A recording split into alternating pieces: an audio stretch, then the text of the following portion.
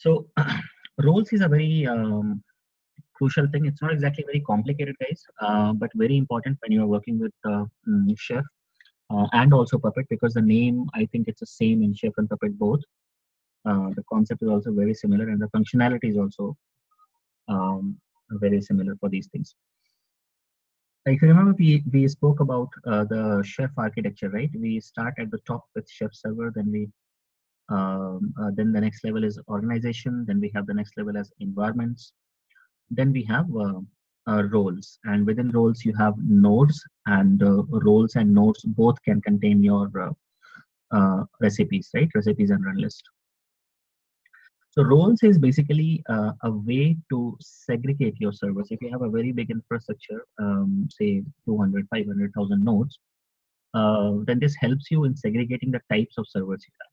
Okay, and yeah, some of the examples which you can see on a screen is like a web server, a database server, monitoring server, networking servers, right?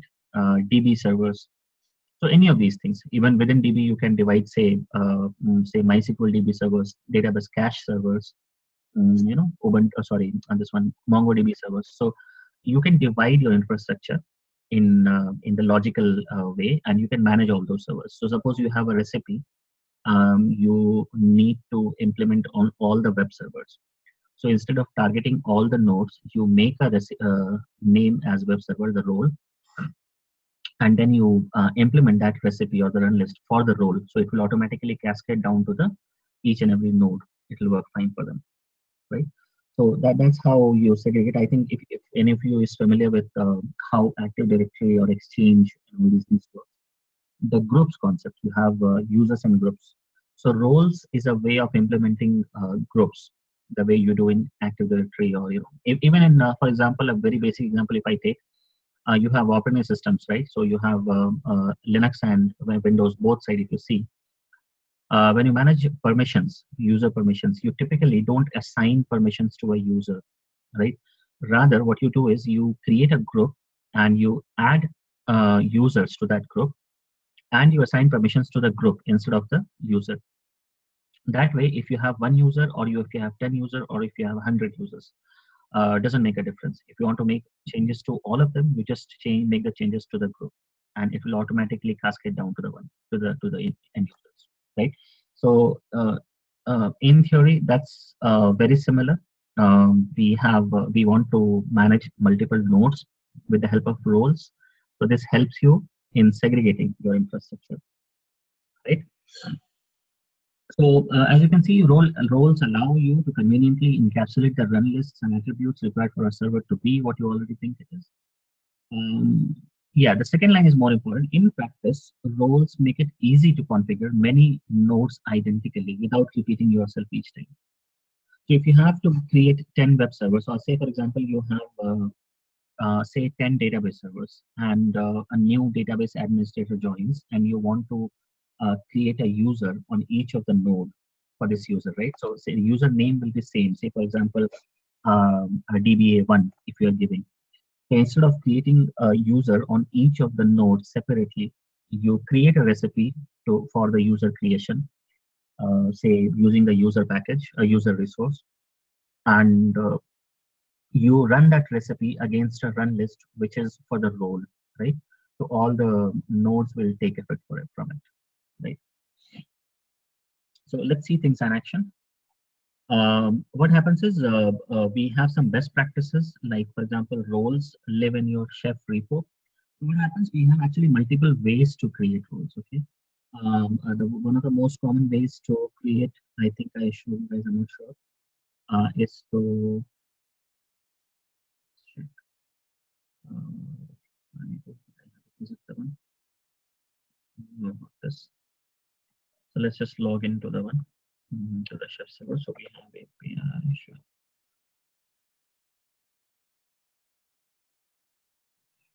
Okay.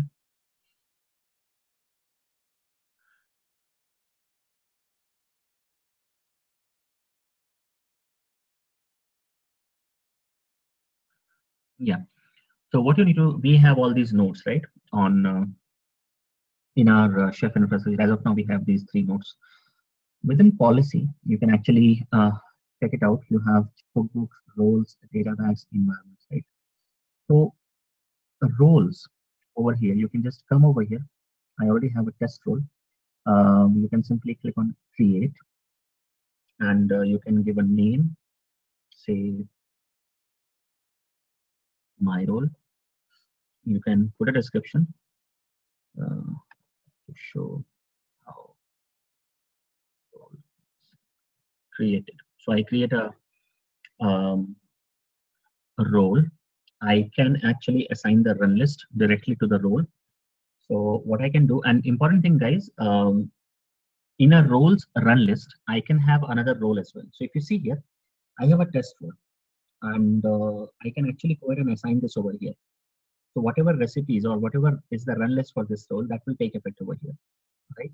Or in the simpler way, what I can do, say for example, for this role, I want Apache and I want new user to be the roles, right? So I create that, and then I can. I think we saw yesterday, I mean, a day before yesterday, that attributes we can create at multiple levels. So even here, I can go ahead and create an attribute at the role level, right? Once that is done, you can actually come over here. Okay, this will take some time.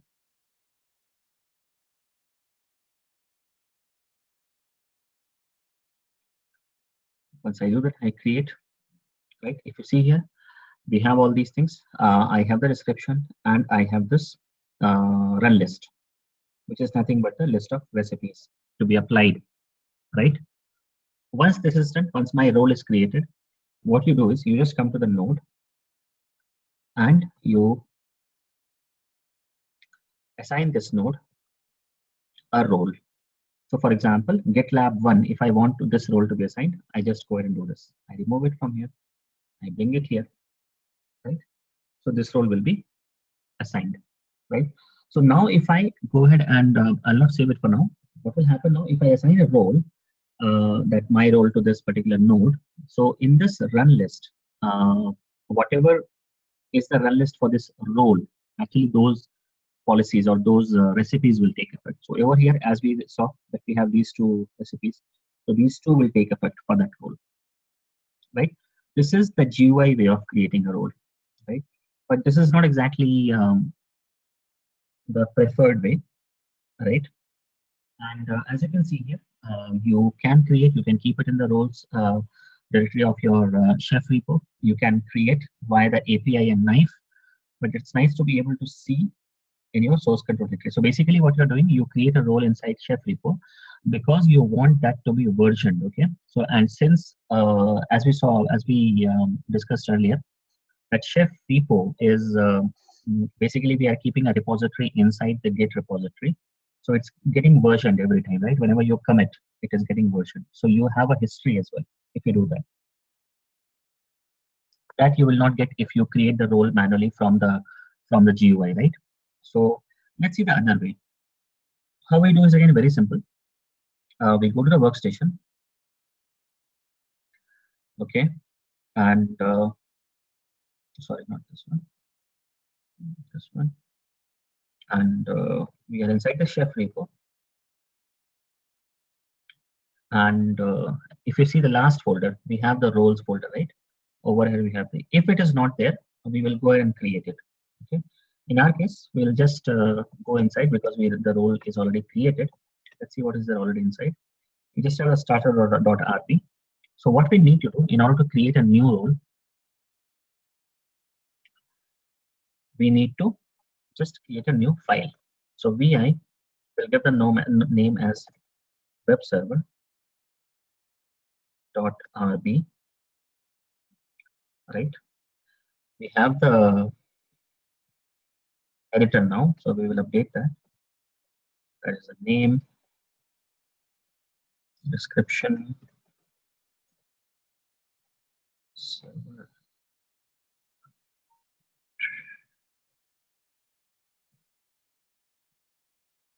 So run list again is optional.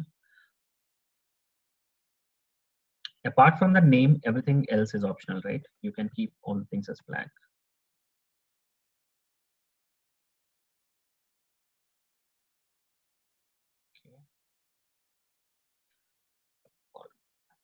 And this is how you define the attributes for a role inside a role.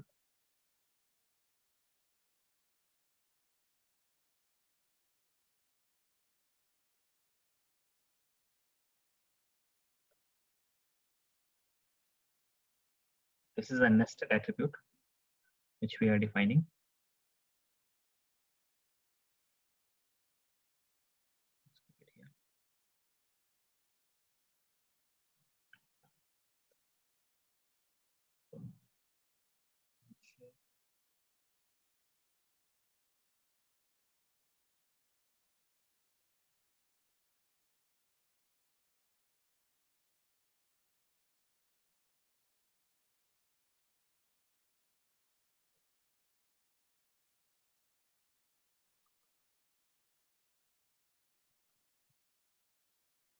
Sharik, what is sites over there? This is how you define. Actually, this is we are defining whatever we require. So we want to have a attribute. If you remember yesterday, no, on the other day, we spoke about the custom attributes, right? And I gave an example. Let me just open that once again. Yeah, here it is. If you remember, so Apache index file, we gave an example, right? So if I come over here to show,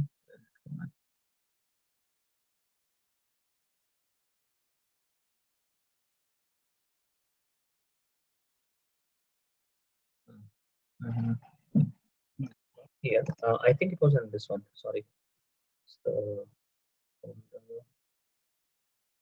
yeah, node object. I think.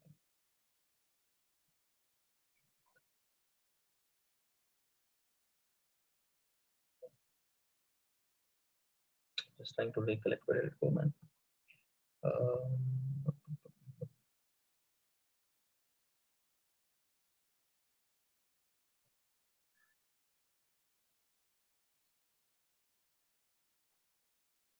okay, this is what I was missing.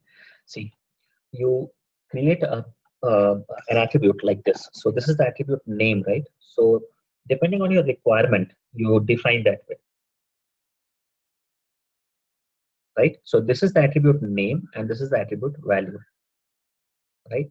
So depending on the requirement, you define it. If you remember, what we had done was, yeah. So we had Apache index file we want to define, and what we had done was we had two different places, right? Yeah, here it is. So we had one file, one attribute as Apache index file, which was there in the attributes folder, and the other one over here, Apache index file index2. So we saw that how two different index file we are creating and which one is getting precedence. Both are present on the server, but only one is going to take effect, right? And because of the higher precedence value, this one, the index2 was getting precedence. Index2 will be okay. Yeah, I have done that one. Right? So same way, I mean, this is how you define attributes. So we need the index file here. Similarly, in this example, what we're doing, I mean, we are not exactly going to use it. What we do is like we want to see how many sites are there. We want to define what exactly we are trying to do here is we suppose we have different sites for different ports. What we want to do is say port 81 we want to have another site, port B port 80 we want to have another site. So that is the case. You will define attributes and you will use one of them, right? Okay. So no need to worry too much because this is kind of a little complicated because it again depends on your requirement. That is the more important part. But you should know what is a role, and important things to keep in mind is that this is how you define a role, how you create a role, right? You create file inside this roles folder and you do this. And roles have a run list, which is an optional thing. Roles have a name, which is a compulsory thing, and description is again an optional, right? And you can actually define attributes inside the role also.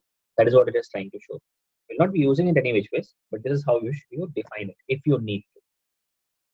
That is all it is trying to do. In fact, what we can do is we can simply ignore that part. Instead of writing all these, this will not be required. Again, this is an optional thing.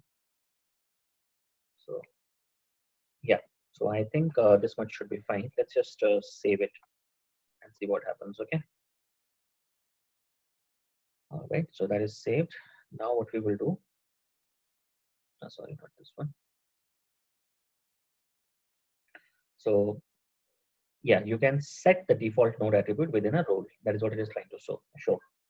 Now this is the command you use. Okay, what I do is you go to your workstation once again,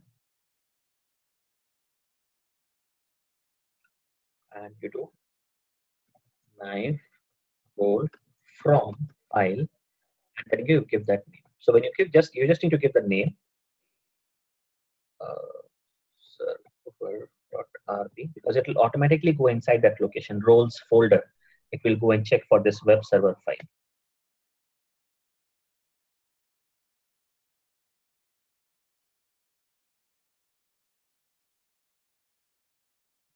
Okay, so we have updated role web server. Now let's come to the GUI. Let's see. Let's refresh this. I've done F5. Let's see what do I get.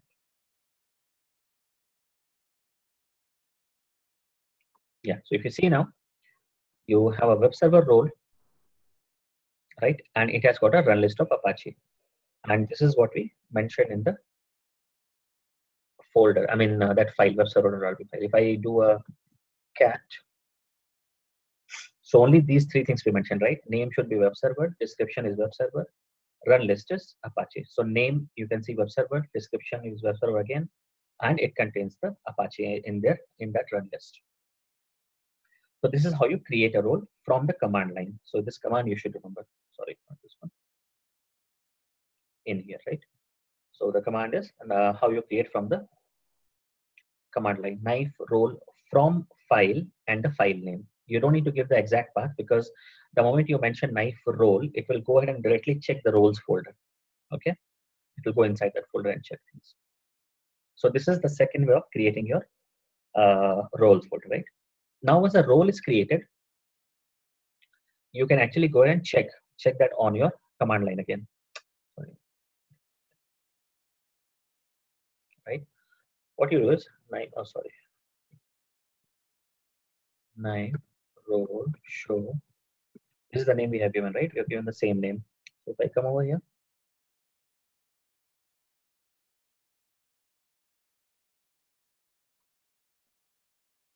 so as you can see, this is the chef type is role, description is web server, chef role name is also web server, and the recipe contains recipe Apache, right?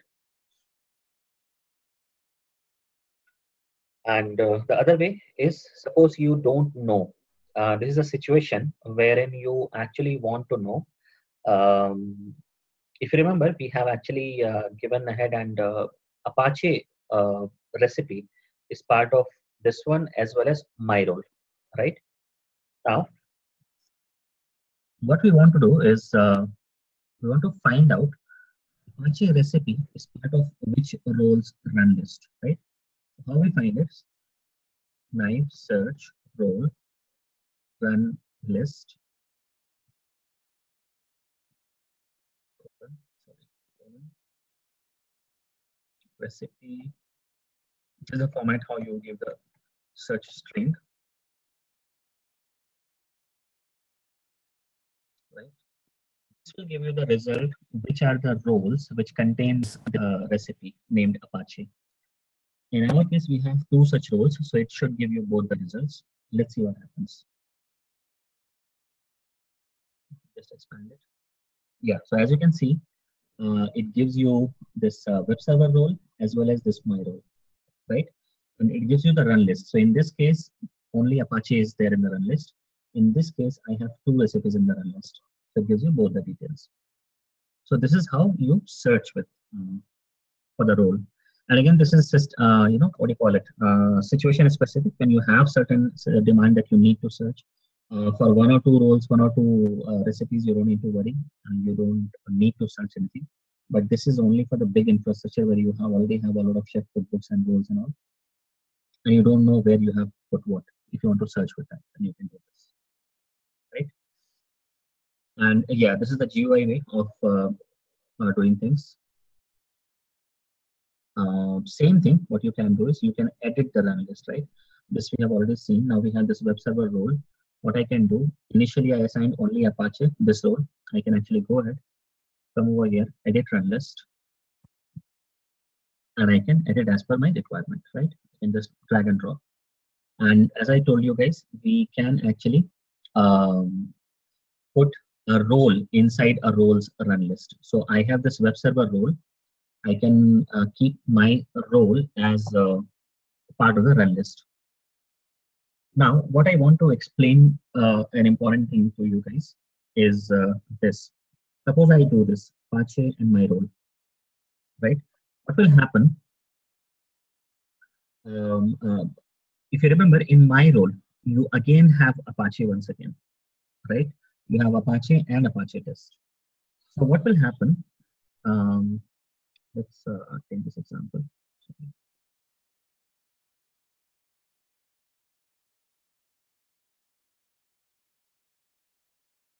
Yeah.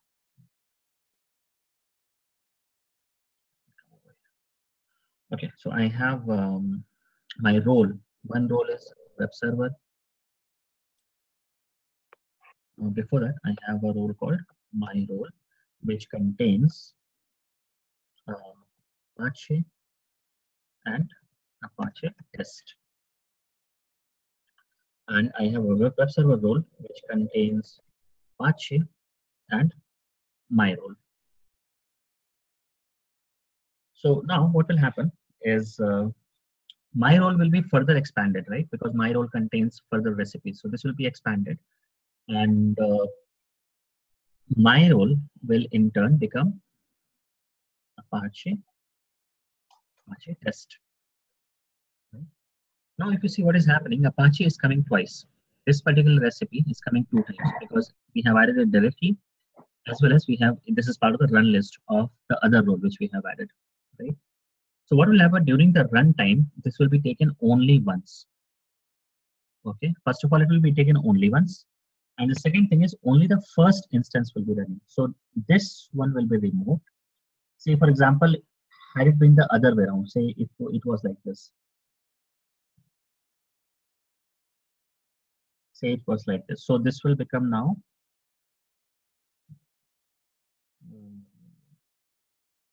this, right? In this situation, what will happen? This particular Apache instance will be ignored, right? This will be stricken off. So only these two effectively, because it will not run the recipes multiple times from a single run list. That is what I want to emphasize upon. Okay. If a single run list contains a single recipe multiple times, it will keep only the first instance. It will remove all the other instances, right? So if by mistake your recipe is twice mentioned in the run list, no need to worry, it will be taken. You need to be careful that only the first instance will be taken into effect, not the other ones, right? So yeah, that's what it tells the same thing. And just a second. So again, the same thing. How you search with the roles. And once again, we have created the role on the web server and the chef client, photo chef client. Yep. And you can see the attributes as well, right? If you want to see the attributes, you can go ahead and check it out from the same one. And yeah, this we have not covered, but actually this is again, you just need to know for the timing that we have default attributes. And what happens is this is the again, if you remember, we did it the last time. Attribute files has got the lowest precedence, then recipe, then environment, then role. So what happens is, and above role, you have this OHI, the default attributes that gets the highest precedence, right? This is the same diagram which we covered in the last slide, where you had from top to bottom this one. So OHI at the top and attributes file at the bottom. Attributes files having the lowest priority and OHI having the highest priority. It's the same one in a more complicated way because we can actually define different types of attributes. So based on that, it will be different, right? This gives you the precedence. Suppose you have two different levels of attributes defined. So which one will take effect in case of a conflict? That is what it tells in this table, right? The other thing, yeah, some of the best practices about the roles. So roles get the default attributes, and the second thing is you can almost always set default no title in role and let merge order do the rest. So what you need, what basically tells you that always try and do, try and define the attributes as the default ones, because that will have the higher precedence. That's all it is telling, right? Another important thing is you can have, or you should have, base roles. What I mean by that is, um, how should I tell you this? Apart from these server roles, we check that we have, say, number of roles, right? We have web server, say, database role, then we have network servers, say, suppose this is also some role. What will happen is these will have their own roles, right? All these are different roles for different types of servers. You might have a base role, say, base role, which actually what it does is it will say installs Java, uh, creates, say, admin user, right? Say, signs sudo permissions to admin user, something like this. So what will happen is this particular recipe, so this particular role will be there in each and every machine. Okay, because this is required by everyone, something like a provisioning script or something like that, right? And on top of that, you will have a web. It can be a web server role, database server, network server, depending on which type of server you are working with at that point of time. It will be that particular role assigned to server. So for a run list for any of these servers, it will be something like base role and web server role, right? For example, for a database server, it will be a base role, then database role. Then you might have a base role along with network servers. This is how it will be. This is always a best practice. So if you think you have a couple of things which will be required to be updated on all the systems across your infrastructure, then all those things you can put in a base role, right? That is again as a best practice.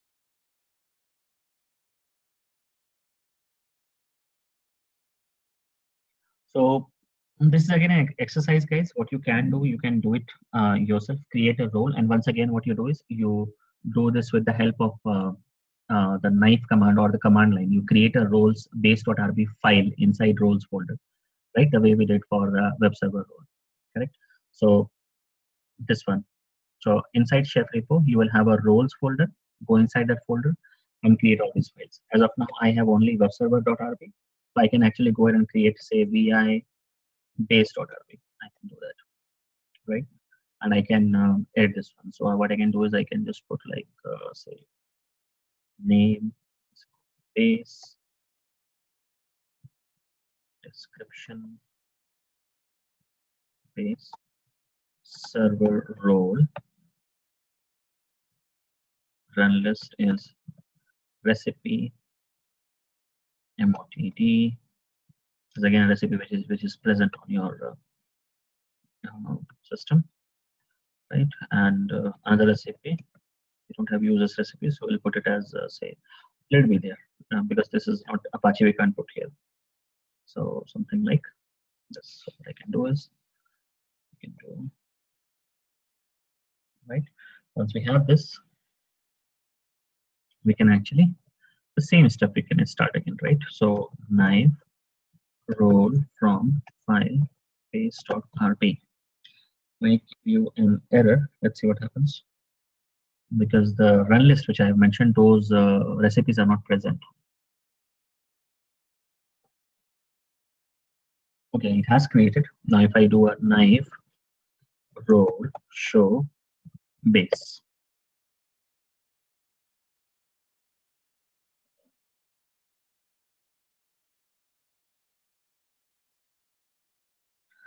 right? So it gives you all the details, as we can see. So what you're doing here is you can actually, this is the same thing which I just showed you in this example, that how you create a base role and multiple roles and how it expands like this, right? If you have a role inside a roles run list, and if there is a duplication of recipe, So only the first instance will take it, right? So we have this role base and recipe Apache role base.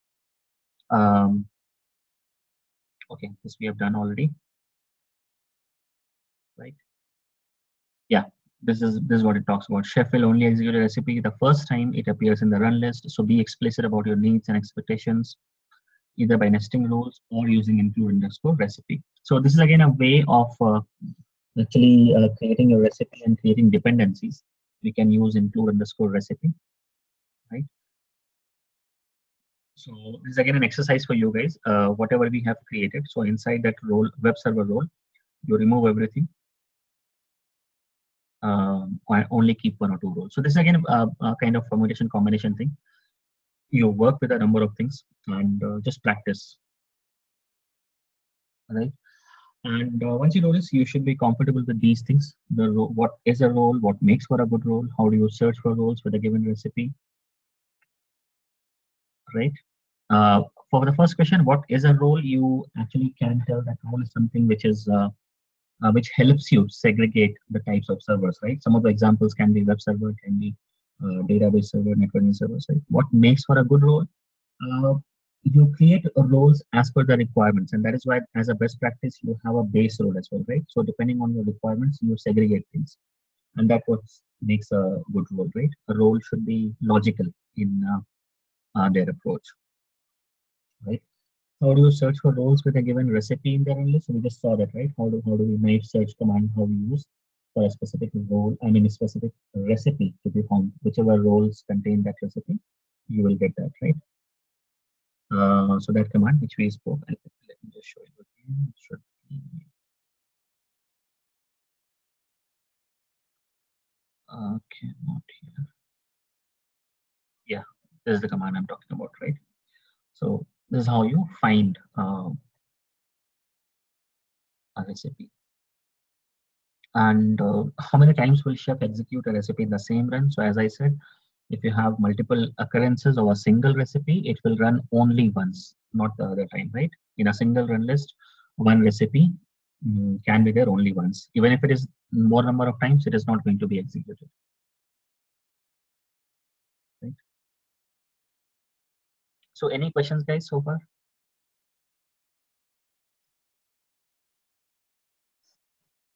No question. Hmm. All right, so you just go ahead and practice about this. Let me check what is the next topic I want to cover. Because we have time, but environments will be a little complicated for you now. So you first practice about the role part. Then you will see environments tomorrow, because if I tell you today, might be a little more complicated, right? Okay. Is it okay, or you want me to cover it today itself? Up to you guys. We have roles is something. See, roles practice wise, it's just you need to understand how to create and delete, and you need to understand the functionality of remote. Roles. Actually, roles and environments and database, all these three are more has to do with concepts. You need to understand where and how they are used. So whenever the situation occurs, you should know when you are supposed to use environments and when you are supposed to use roles, right? But your actual thing will be your recipes, right? What you are writing and uploading and downloading. What you guys should do, we saw the example of Apache servers, right? What you can do is you can actually, not only Apache, you can install some programs. Okay? What you can do is, like, say, for example, install some packages from with the help of the chef instead of directly installing. Create some users, right? Do you want me to give you some assignments on chef, the basic ones? Yeah.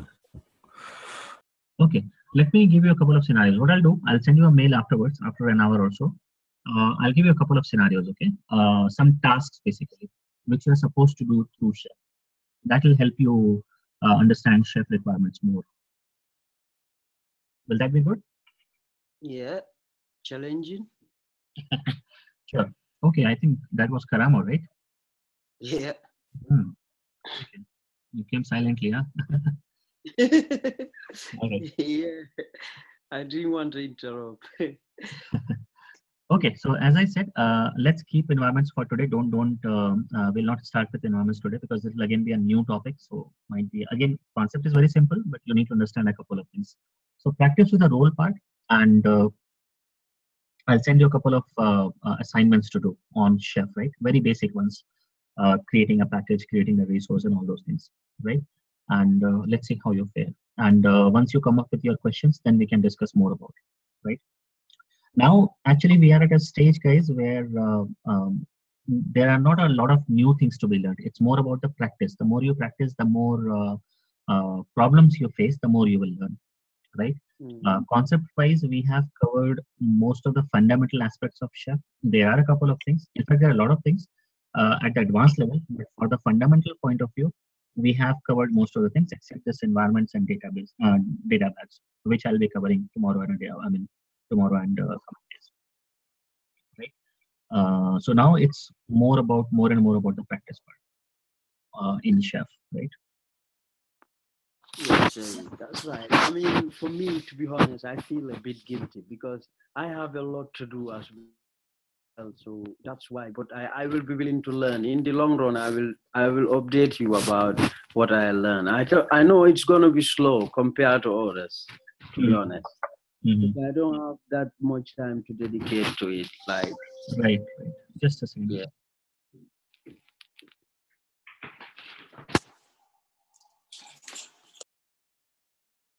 Don't worry, Karama, we are all set. Thank you, Basu. Thank you.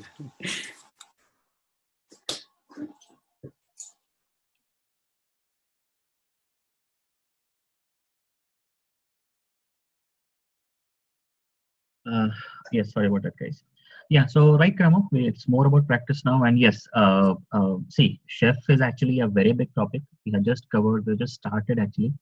But these are the fundamental things which can be taught. Rest of the things you learn on the job, kind of, right? So the more you work on the job, the more, the cookbooks will start from being very simple to it will gradually become complicated. And then you start working with different aspects, right?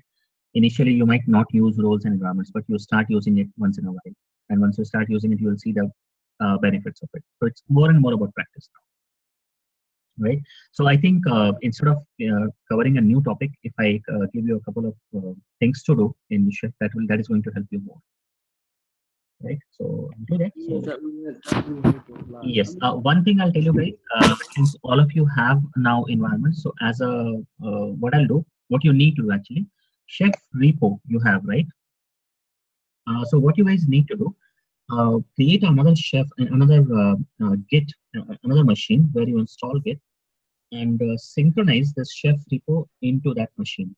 Okay, so that way you will see that you are versioning the source code, right? And make sure you commit things, right? For example, I have say, let me show you just on my laptop what I'm trying to tell you guys to make clear for you guys. Okay, so say for example, I have this machine on which I have, I mean, this is my laptop, and I have inside documents folder, I have one chef repo folder, which is already, if you want to check, if it is, it's already a, if you remember, I spoke about .git folder. If the .git folder is present, that means it is a Git repository, right? So as you can see, we have already a Git repository and we have all the things. So what I want you guys to do, say these are the cookbooks you're working upon. So, okay, so you go ahead and say you went to this folder, this cookbook, you went inside recipe, you make some changes. Let's say you, let me just, okay, anyway, there's nothing on over here. So let's make,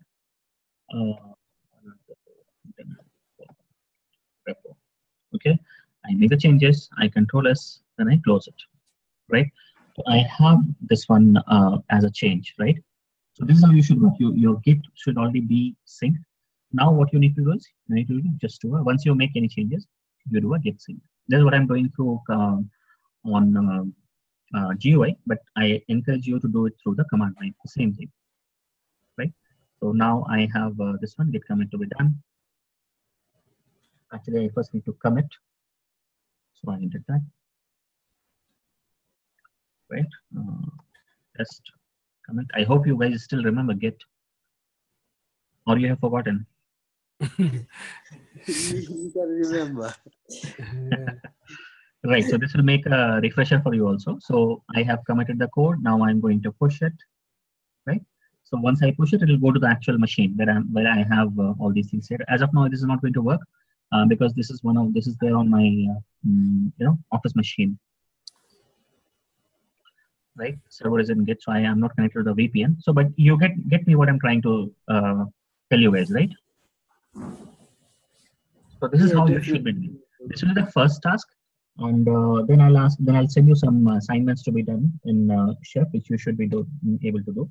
I'll try to make it mix and match of some very easy to a little complex, but I'll make sure that whatever I've covered so far, I'll give you from there only. Okay. Okay. All right, guys. So today's class was a little short. So, but again, you still have enough things to practice. So keep on doing it. And okay, anything you want me to ask? You know, I want